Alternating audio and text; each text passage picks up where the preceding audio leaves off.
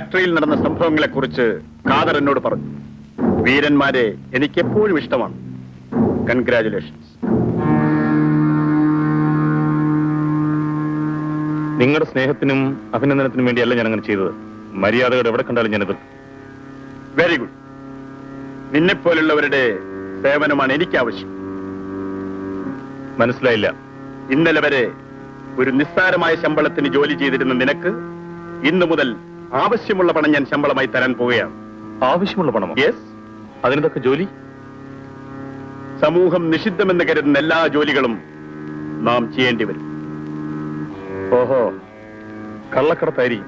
ആ, സാധാരണക്കാരുടെ ഭാഷയിൽ അതിന് കള്ളക്കടത്തെന്നും പറയും. പക്ഷേ പറയുന്ന ലാഘവത്തോടെ ചെയ്തു തീർക്കാവുന്ന തൊഴിലല്ലാതെ. ക്ഷമിക്കണം സാർ.